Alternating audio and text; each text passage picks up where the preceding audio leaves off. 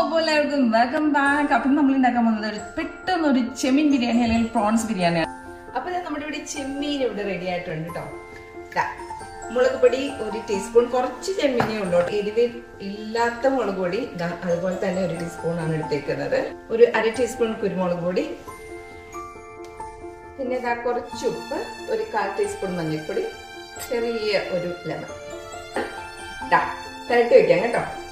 എന്റെ പാത്രം ഇവിടെ ചൂടായിട്ടുണ്ട്. അതിനകത്ത് ഞാൻ നെയ്യും ചൂടാക്കി. ഇനിയിപ്പോ നമ്മുടെ സ്പൈസസ് എല്ലാം ഇട്ടു. അതിനുശേഷം നമുക്ക് സവോള വഴറ്റിയെല്ലാം എടുക്കണ്ടേ, സവോള വറുത്തെടുക്കാം. കുറച്ച് ഉപ്പിട്ട് കൊടുക്കാം. ഉള്ളി വറുത്ത മണമെല്ലാം വന്നു തുടങ്ങി.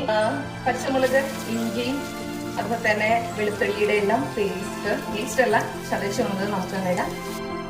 നമ്മുടെ ഇഞ്ചിയും വെളുത്തുള്ളി പച്ചമുളകൊക്കെ ഇവിടെ നന്നായിട്ട് ആയിട്ടുണ്ട്.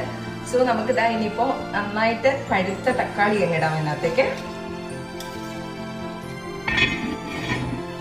അപ്പൊ നമ്മുടെ എല്ലാ സാധനവും നന്നായിട്ട് സോട്ട് ആയിട്ടുണ്ട്. ഞാൻ ഇടുന്നത് ഉണ്ടല്ലോ ഫിഷ് മസാലയാണ് കേട്ടോ. ഇതിന് എനിക്ക് കണക്കില്ല, എന്റെ ഒരു ഊഹം വെച്ചിട്ട് ഞാൻ ഇടുന്നതാണ്. അപ്പൊ ഫിഷ് മസാലയും നമ്മളങ്ങ് ഇട്ടിട്ടുണ്ട്. വാളമ്പുള്ളിയുടെ പേസ്റ്റ് ആണ് ഇവിടെ എടുക്കുന്നത്. പേസ്റ്റ് ഇല്ലാത്തവര് വാളമ്പുള്ളി പിഴിഞ്ഞൊഴിക്കാം. അതിനുശേഷം വേണ്ടത് നമുക്ക് 2 വലിയ സ്പൂൺ തൈരാണ്. മല്ലിപ്പൊടിയും മുളക് പൊടിയും മഞ്ഞൾപ്പൊടിയും ഒക്കെ ആഡ് ചെയ്യുന്നവർക്ക് ആഡ് ചെയ്യാം. ഞാൻ ഫിഷ് മസാല മാത്രമേ ആഡ് ചെയ്തിട്ടുള്ളൂ. രണ്ടാമത് ചെമ്മീനാണ് ഞാൻ ചെമ്മീന്റെ ടേസ്റ്റ് കിട്ടുമെങ്കിൽ എരിവും മസാലയൊക്കെ ഇച്ചിരി ലേശം ഒന്ന് കുറഞ്ഞിരിക്കുന്നത് പേഴ്സണലി എനിക്കിഷ്ടം. അതുകൊണ്ട് പൊടികളൊക്കെ മിനിമൽ യൂസ് ആണ് കേട്ടോ. പ്രോൺസ് എല്ലാം അതിനകത്തേക്ക് ഒന്നിടാം.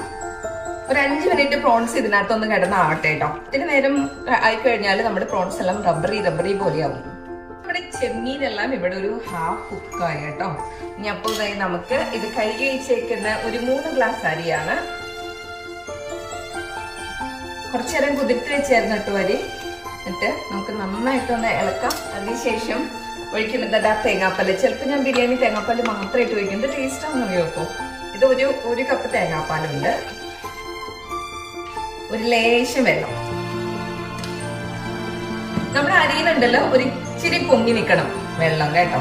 ഇവിടെ അടച്ചു വെച്ചിട്ടുണ്ട്. അപ്പോൾ നല്ല തീയിലിട്ട് തിളച്ച് കഴിഞ്ഞപ്പോൾ ഒന്ന് സിമ്മിലാക്കിയിട്ട് ഒരു 5 മിനിറ്റ് അത് ഞാൻ ഓഫ് ചെയ്യാം. നെയ്യിൽ വറുത്തിട്ട് കാഷ്യൂ അതുപോലെ തന്നെ മുന്തിരിയെല്ലാം കൂടെ ഒന്ന് നമുക്ക് സ്റ്റീവ് ചെയ്യാം. മല്ലിയില കൂടെ. അപ്പോ നേരത്തിൽ ലേറ്റായി. ഞാൻ ഇതിനിടയ്ക്ക് ഒന്ന് പുറത്തു പോയിട്ട് എല്ലാവരെയും അടുത്ത തവണ കാണും വരെ ബൈ.